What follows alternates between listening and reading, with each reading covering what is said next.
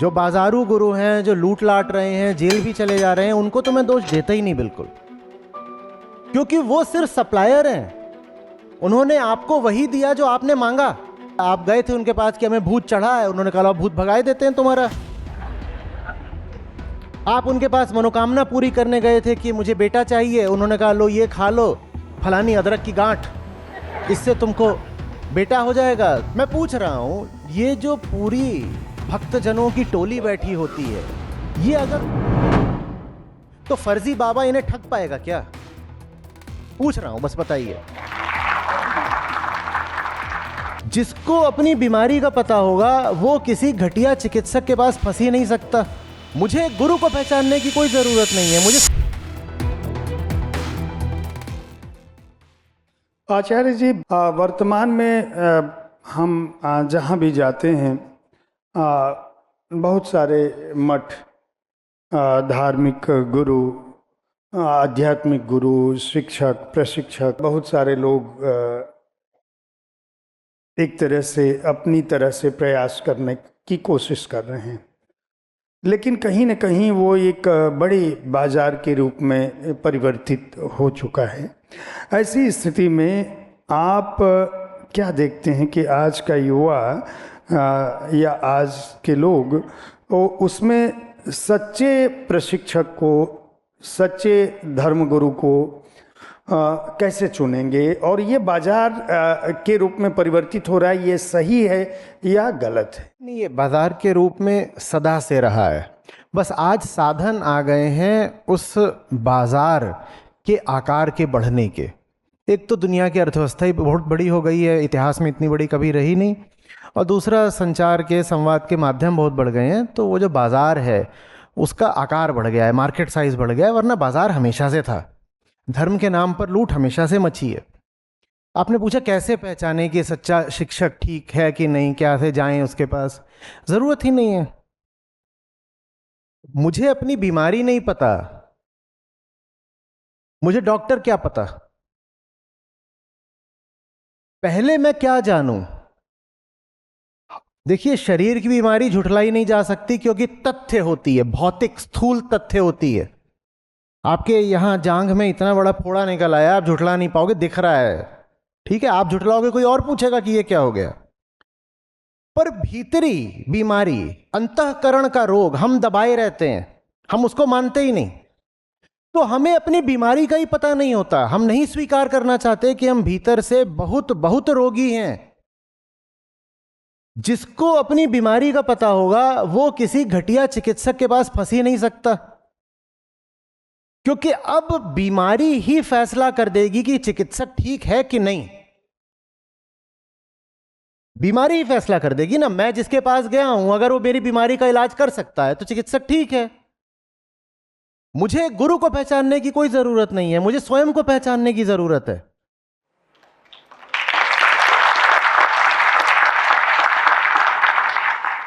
गुरुओं को, जो बाजारू गुरु हैं, जो लूट लाट रहे हैं, जेल भी चले जा रहे हैं, उनको तो मैं दोष देता ही नहीं बिल्कुल, क्योंकि वो सिर्फ सप्लायर हैं। उन्होंने आपको वही दिया जो आपने मांगा।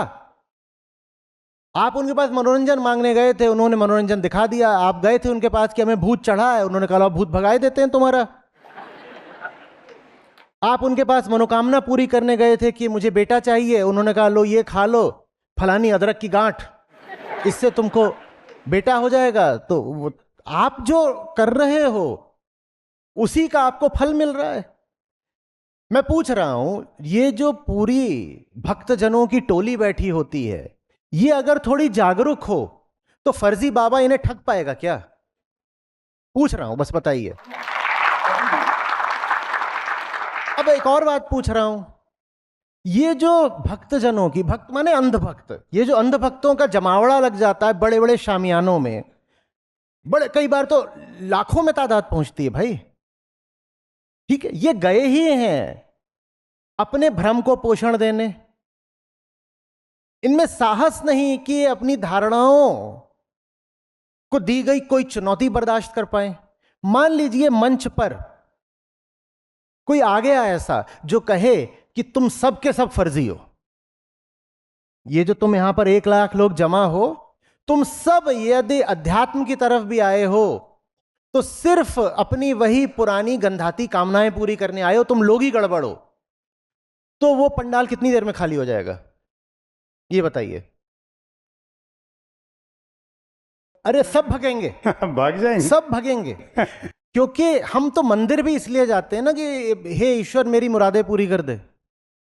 कौन जाता है मंदिर ये कहने कि अगर मेरे भीतर झूठ ही झूठ भरा है तो तोड़ दे मुझको भीतर से? किसने जाकर के कहा ये मंदिर में?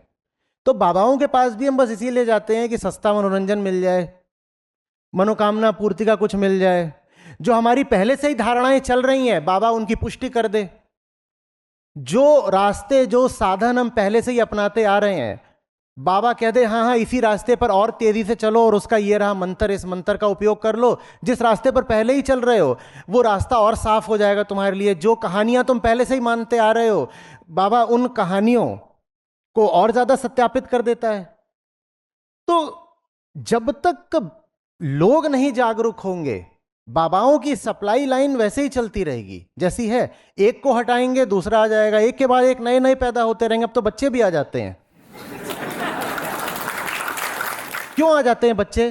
क्या उस बच्चे में कुछ खास है? नहीं, बच्चे में कुछ खास नहीं है। मैं तो कह रहा हूं बच्चे का बचपन मारा जा रहा है, बच्चे का तो बचपन मारा जा रहा है। ये लोग दोषी हैं जिनको इस तरह का आध्यात्मिक मनोरंजन भोगना है। ये स्पिरिचुअल एंटरटेनमेंट है और उसका कंजम्पशन चल रहा है और शिकार हो रहा है बच्चा उसका। ये चल रहा है तो मैं क्या किसको दोष दूं? भाई रोगी को पता होना चाहिए मुझे ठीक होना है, क्योंकि गरज किसकी है? गरज किसकी है? रोगी की। मैं अपना अगर रोग जानूंगा तो फर्जी चिकित्सक को मैं 2 दिन में पहचान के हटा दूंगा। मैं कहूंगा मैं अपना रोग जानता हूं, तू मेरा रोग तो हटा ही नहीं पाया। ये बाबाओं के सामने बैठते हैं लोग, ये कभी सवाल करते हैं? इन्हीं सवाल करते हैं। ये अपना रोग प्रदर्शित तक नहीं करते, ये बस बैठ जाते हैं कि हमें प्रवचन दे दो, हमें कथा सुना दो, हम चले जाएं। जो रोगी अपना रोग प्रदर्शित भी नहीं कर रहा उसे कैसे पता चलेगा कि उसका रोग ठीक भी हुआ कि नहीं हुआ? वो तो बस किसी तरह का मलहम लगवाने आया है, मलहम लग जाता है, लोग हंसते हुए घर चले जाते हैं। आपने अभी जैसे रोगी वाला प्रश्न पूछा, वैसे ही कि अपने किसी कार्यक्रम में आपने पूछा था युवाओं से कि आज के युवाओं को गुलामी पसंद है। क्या आज के युवा किस तरह से किन चीज़ों के गुलाम हैं? वह अपने मानस के गुलाम हैं, अपने समय के गुलाम हैं, अपनी सोच के गुलाम हैं, अपने अंतर्मन के गुलाम हैं? किस चीज़ के गुलाम हैं? देखिए गुलामी नहीं पसंद होती किसी को, मुक्ति तो स्वभाव है। पर दाम के मजे लूटने की बुरी आदत लग जाती है। गुलामी के साथ दुर्भाग्यपूर्ण बात यह है कि उसके दाम मिलते हैं। गुलामी नहीं पसंद है, दाम पसंद है। अब क्या करें?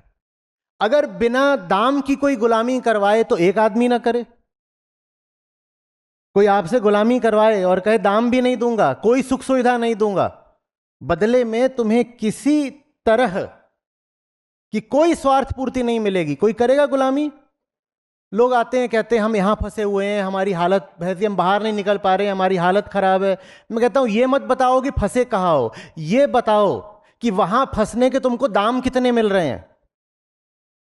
कोई भी व्यक्ति गुलामी सिर्फ एक कारण से स्वीकार करता है कि उस गुलामी के एवज में, उस गुलामी के बदले में उसे कुछ दिया जा रहा होता है और व्यक्ति मूल्यांकन नहीं कर पा रहा होता कि जो कुछ भी उसको दिया जा रहा है वो बहुत कम है उस नुकसान की अपेक्षा जो वो गुलामी बर्दाश्त करके झेल रहा है। ये समस्या है। अब आज का युवा, दुनिया इतनी समृद्ध संपन्न कितनी कभी भी नहीं थी इतनी आज है, तो आज गुलामी के जो दाम मिलते हैं उतने कभी नहीं मिलते थे। तो आज गुलामी को ठुकराना और मुश्किल होता जा रहा है। आपने तो खुद छोड़ दिया और युवाओं को कह रहे हैं कि दाम मिल रहे हैं इसलिए उन्होंने पकड़े रखा है। तो इसीलिए तो हमारा इनका प्यार है ना। ये इनके सामने कोई तो खड़ा होता है जो कि अभी दाम लेकर बिकने को तैयार नहीं है, तो यही बात इन्हें अच्छी लगती है। नमस्ते आचार्य जी, मेरा नाम सावन है। आपको जितना सुना है उसमें ये पाया है कि भारतीय दर्शन परंपरा संस्कृति को बचाने के लिए नहीं बल्कि मनुष्य के भीतर की दास्ता और बंधनों से मुक्त करने के लिए है। आज जो भारतीय संस्कृति और परंपरा है वो वास्तविक दर्शन से तो तालमेल रखती नहीं है, काफ़ी हद में विकृत हो चुकी है। तो इस विकृति का क्या प्रभाव युवाओं के जीवन पर पड़ रहा है और इसका क्या प्रभाव साहित्य पर पड़ा है, क्योंकि ये साहित्य का मंच है, तो साहित्य पर क्या प्रभाव पड़ा है? बहुत बड़ा स्कोप है जो इसका आपने प्रश्न पूछा है, इसके उत्तर को बड़ी व्यापकता चाहिए होगी। उतना शायद हमारे पास समय है नहीं, पर मैं उसमें संक्षेप में जो बोलता हूँ, देखिए कहते हैं ना हम सदा से साहित्य समाज का आईना है, दर्पण है, आईना है। तो किसी समय में किसी समाज में कैसा साहित्य रचा जा रहा है, ये बात संयोगिक या अनायास नहीं होती है। सामाजिक परिस्थितियां बहुत हद तक तय करती हैं कि साहित्य रचा कैसा जाएगा और कौन सा साहित्य है जो प्रकाश में प्रमुखता में आएगा, जनमानस के बीच लोकप्रिय हो पाएगा। अब बिल्कुल हो सकता है आज कोई उदीयमान लेखक हो, प्रतिभावान और बहुत अच्छी किताब लिखे और वो किताब बिल्कुल धारदार है और सच बोल रही है, लेकिन उसको कोई पाठक ही ना मिले, बिल्कुल हो सकता है। तो व्यक्ति ही समाज बनाता है और व्यक्ति की दशा ही तय कर देती है कि उस समाज में कलाओं का क्या स्थान और स्तर होगा। ठीक है, तो ये आप निश्चित जान लीजिए। तो साहित्य हो, संगीत हो, कलाकृतियां हो तरह तरह की, जिसमें सिनेमा भी शामिल है, ये सब की सब प्रदर्शित कर रही हैं आज आम आदमी के मानसिक स्तर को। तो आप उनको जब देखते हैं तो पता चल जाता है कि हम कहां पर खड़े हुए हैं। ठीक है, बाकी आपने जो बोला उस पर बात आधे एक घंटे हो सकती है। कोई उसमें विशेष बिंदु हो जो आप पूछना चाहते हो तो वो बोल दीजिए। युवाओं के जीवन पर इसका क्या प्रभाव पड़ा है, जो विकृति आई है? देखिए, हमारे ज्यादातर लोग ना अपने चलाए चलते नहीं है, हमारा मन हमारा नहीं होता। आजकल एक शब्द प्रचलित हो रहा है, एल्गोरिदमिक कॉन्शियसनेस। आपकी चेतना को सोशल मीडिया एल्गोरिदम चला रहा है, क्योंकि युवा अपना बहुत सारा समय मोबाइल की स्क्रीन के सामने बिता रहा है। टीवी नहीं देखते युवा, बहुत कम देखते हैं, मोबाइल देखते हैं। और टीवी में तो फिर भी प्री प्रोग्राम्ड कार्यक्रम आता है आपके सामने कि 9:30 बजे इस चैनल पर ये आएगा तो वही आना है। सोशल मीडिया एक मामले में अलग है और खतरनाक है। वो आपका मन पढ़ता है, मन की वृत्तियां और विकार पढ़ता है, आपकी पसंद नापसंद पढ़ता है और उसी के अनुसार आपको वही दिखा देता है और ज्यादा जो आप पहले से हो। लालची आदमी को लालच से भरी सामग्री दिखा देगा सोशल मीडिया, आपकी फीड में वही सब आएगा। डरे आदमी को डरी चीजें, हिंसक आदमी को हिंसक, नफरती आदमी को नफरत बढ़ाने वाली चीजें दिखा देगा। जो जैसा है उसको वही दिखा देगा। किसी को नाच में रुचि, उसको नाच ही नाच, नाच ही नाच, नाच ही नाच। किसी को कॉमेडी का चस्का, कॉमेडी देख रहा है। किसी को सिर्फ सेक्सुअल कंटेंट ही दिखा रहा है, क्योंकि वो है ही व्यक्ति ऐसा। तो ढलान पर गिरना आसान होता है। कोई भी व्यक्ति जाकर के आमतौर पर ऊंची उठने वाली चीज तो सर्च करता नहीं ना एल्गोरिदम में। नहीं। आदमी ज्यादातर 100 में से 99 मौकों पर कोई व्यर्थ की चीज ही सर्च करता है और एल्गोरिदम आपको वही चीजें बार बार दिखाएगा। वो बेकार चीज जो आपने सर्च करी थी वो आपकी जिंदगी बन जाएगी, क्योंकि जो आप अपनी आंखों से ले रहे हो वो भी भोजन है, वो आपका शरीर बन जाएगा। और जो आपका शरीर बन गया वो सबको जीवन हो गया आपका। वो आ रही बात समझ में? तो आज का जो आज एक इंस्टाग्राम पर रील चल रही है, उसको साहित्य क्यों ना माना जाए? वो भी साहित्य है। यूट्यूब पर कोई वीडियो आ रहा है, उसमें जाकर के कोई कुछ बोल रहा है, पॉडकास्ट जैसा है, वो एक तरह से दर्शन की ट्रेनिंग चल रही है और वो सब बहुत प्रचुर मात्रा में उपलब्ध है आपको। तो आपको बहुत सतर्क रहना पड़ेगा कि आप उसमें से क्या अपने लिए चुन रहे हो। जो आप चुनोगे वो और ज्यादा आपको मिलेगा और वो चीज आपकी जिंदगी बन जानी है। तो सावधान रहिए। आपको खुशी होगी इस नाते जो हमारी अपनी ऐप है जिसमें हमारे गीता और बाकी सब कार्यक्रम चलते हैं। यहाँ पर बुद्ध हैं, गीता है, उपनिषद हैं, अष्टावक्र हैं। ये मुझे मिले, मेरी ज़िंदगी बदली, ये तुम्हें मिलेंगे, तुम्हारी ज़िंदगी भी बदलेगी। सच पूछिए तो मतलब लाखों नहीं तो कम से कम हज़ारों ज़िंदगियाँ तो हैं जो बिल्कुल बदली हैं। 2 लाख से अधिक गीता प्रतिभागियों के साथ जुड़े आचार्य प्रशांत ऐप पर पहला महीना बिल्कुल फ्री। गीता मिशन का पूरा एक्सेस। ऐप पर आपको मिलेंगे नियमित लाइव सत्र, हर दिन आचार्य प्रशांत के विशेष संवाद, गीता कम्युनिटी का एक्सेस, गीता परीक्षा, चयनित समाचार, ऑडियो बुक्स, कोट्स और भी बहुत कुछ। गूगल प्ले स्टोर या एप्पल ऐप स्टोर पर आचार्य प्रशांत सर्च करें और अभी डाउनलोड करें।